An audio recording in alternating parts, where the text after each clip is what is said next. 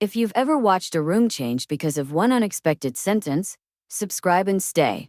These are the stories where power speaks plainly, attraction isn't subtle, and one honest answer shifts everything. The meeting is supposed to be routine, quarterly projections, a slide deck no one will remember, polite nods, muted disagreement, the usual rhythm of corporate consensus.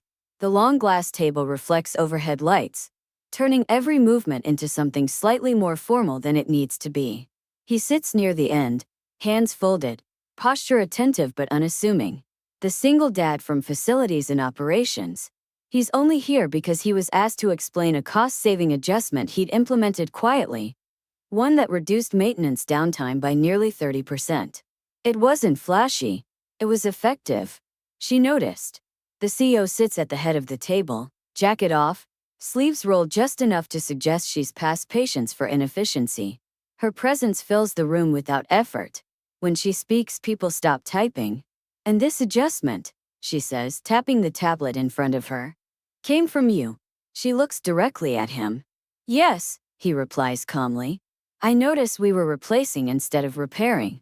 The systems didn't need new parts, just better scheduling. A murmur moves through the room. That saved us 7 figures annually, she says. He nods. Yes. No bragging. No hesitation. She studies him for a moment longer than necessary.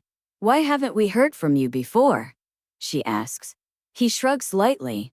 I wasn't asked. A few people shift uncomfortably. Her mouth curves, not into a smile exactly but something close. Duly noted, she says. The meeting continues but the energy has changed. Attention drifts back to him again and again, subtle glances, reassessments happening in real time. Finally, as the last slide fades and people begin gathering their things, she speaks again. Before we adjourn, she says, one more question. The room stills. She looks at him. Are you married? The silence is immediate and absolute. Someone coughs. A pen clatters to the table. He blinks once, not offended, not flustered. Just surprised. No, he answers honestly. I'm not. Her gaze doesn't waver. Single, she presses. Yes. The room feels like it's holding its breath. She nods once, satisfied. Good, she says. Several executives exchange startled looks. He tilts his head slightly. May I ask why that's relevant? She smiles then. Fully. Unapologetically. Because, she says, standing. I don't date employees. The room collectively exhales. Then, but you don't work for me, she adds. You work for the company. A beat. I need your number. Every head snaps up. His brows lift slightly. My number. Yes, she says, already reaching for her phone. For dinner. The audacity of it hits the room like a shockwave. He doesn't rush to answer. He considers her. Not as a so, not as a force of nature, but as a woman standing in front of him, eyes sharp, expression clear. So, he says carefully, this is a date? A flicker of amusement crosses her face. That depends, she replies. Are you free tonight? Someone actually gasps. She doesn't look away from him. He glances around the table, at stunned faces, open mouths, people suddenly very invested in their laptops. Then he looks back at her. Yes, he says. I'm free. She smiles, pleased. Good, she says. I'll text you. She turns and walks out like she hasn't just detonated the room. For a moment, no one moves. Then the noise returns all at once. Whispers, disbelief, frantic typing. He gathers his notebook calmly, unaffected by the sudden attention. As he stands, one of the executives leans over. Did that just happen? He nods once. I think so. His phone buzzes before he reaches the door. Unknown number. Dinner. 8. I'll pick the place. He exhales slowly. At home later that evening, he stands in front of his closet longer than he has in years. Not because he's unsure of himself, but because this feels unreal. He chooses simple, clean, comfortable. When he arrives at the restaurant, she's already there. Not dressed like a CEO. Dressed like a woman who knows exactly who she is without the title. Dark dress. Minimal jewelry. Confidence that doesn't ask permission. You came, she says as he approaches. You asked, he replies. She gestures to the seat across from her. Seat. They order without preamble. I don't usually do things this way, she says after a moment. I figured, he replies. But I'm tired of pretending I don't know what I want when I see it, she continues. He studies her over the rim of his glass. And what do you want? He asks. She doesn't hesitate. You, she says. Conversation. Honesty. Someone who didn't flinch when I asked a question everyone else was afraid of. He smiles faintly. You don't waste time. No, she agrees. Neither do you. The evening unfolds with unexpected ease. They talk about work, but not the way people usually do. About systems. About leadership. About responsibility. She learns he's a single dad, though his child isn't part of this story, just part of his history. She respects that immediately. You don't use it as leverage, she notes. He shrugs. It's just my life. At the end of the night, she doesn't reach for the check. He doesn't argue. Outside, under the glow of city lights, she pauses. I don't regret asking you, she says. Good, he replies. Because I don't regret answering. She smiles slowly. This won't be simple, she adds. No, he agrees. But it will be honest. She steps closer, not touching, just close enough to feel intention. Next time, she says. I won't ask in a meeting. He chuckles softly. Probably for the best. They part without a kiss. Without promises. But as he walks away, phone buzzing again with her name now saved, he knows one thing for certain. That question, asked in front of everyone, was only the beginning. The attention doesn't fade after that night. It sharpens. By morning, whispers have already traveled farther than he expected. Not gossip exactly, speculation. Curiosity disguised as professionalism. He feels it in the way people glance up when he passes, in the slight hesitation before conversations resume. She doesn't avoid him. That, more than anything, steadies him. At work, she's unchanged, decisive, focused, intolerant of inefficiency.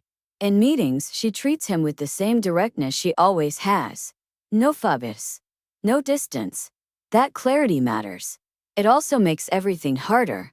They don't text much that first week. When they do, it's brief. Intentional. Dinner Thursday. Yes. 7. Perfect. No explanations. No apologies.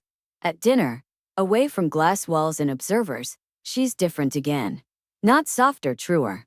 You're being watched, she says plainly, stirring her drink. So are you, he replies. She nods. I expected resistance. I didn't expect interest. People don't like unpredictability, he says. She smiles faintly.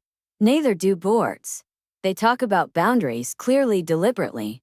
About transparency. About how this will work if it's going to work at all.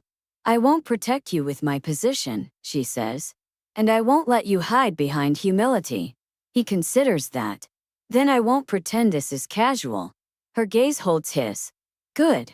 The city hums around them, indifferent. Over the next few weeks, the pressure builds, but not from them. From outside. An executive raises concerns in a private email. HR requests clarification on reporting lines. A columnist mentions unexpected personal alliances. In a throwaway paragraph that still makes her jaw tighten. She brings it to him directly. This won't get quieter, she says one evening, standing in his kitchen, jacket draped over a chair like she belongs there. I know, he replies. I don't want you absorbing impact meant for me. He meets her eyes. I won't stay silent to make this easier. That honesty disarms her more than anything else. They don't rush intimacy. They build trust first, through conversations that last too long, through disagreements handled cleanly, through respect that never feels performative. One night, after a late dinner, she sits on his couch, shoes kicked off, posture relaxed in a way she rarely allows herself. You know what surprised me most? She says. He waits. You didn't say yes because I asked publicly, she continues. You said yes because you wanted to. He nods. The room didn't matter. She exhales. It always matters to me. He shifts slightly closer, not touching yet. Does it have to? He asks. She turns toward him fully. That's the question, isn't it? The first time they kiss, it's unhurried. No urgency. Just certainty. It happens not because tension demands release, but because nothing is left unsaid. The fallout comes anyway. A board member calls her in. Concerned, polite, firm. This could undermine perception, he says. She listens without interrupting. Then let's correct perception, she replies. Not reality. She doesn't defend him. She defends the truth. When word reaches him, he doesn't ask her to shield him. Instead, he steps forward. He requests a formal role adjustment, one that reflects the work he's already been doing. Not as leverage, as accountability. The decision is unanimous. Respect follows clarity. Weeks later, at another company event, the atmosphere feels different. Less electric. More settled. He stands beside her this time. Not behind, not apart. Someone congratulates them quietly. Someone else nods in approval. She leans toward him and murmurs, "You're handling this better than I am." He smiles. "You taught me not to flinch." She laughs softly. Later that night, as they leave together, she stops just outside the doors. "You know," she says, "I've spent my career choosing control. And now?" he asks. "And now," she says, reaching for his hand openly without hesitation, "I'm choosing presence." He squeezes her fingers gently. "That's harder," he says. "Yes," she agrees. "But it's real." They don't pretend the world will stop watching. They don't expect ease. But they move forward without apology. Months later, in a quieter moment, no cameras, no meetings, she stands in his kitchen again, sunlight cutting across the counter. "You never answered my question," she says. "Which one?" She smiles. "The first one. You're not married?" He chuckles. "That one." "Yes." He steps closer. "You didn't ask because you needed confirmation." "No," she admits. "I asked because I was ready to choose." He nods slowly. "So was I." She rests her head briefly against his chest. Not hiding, not clinging. Just there. Some stories begin with hesitation. Theirs began with a question asked out loud. And an answer given without fear of who was listening.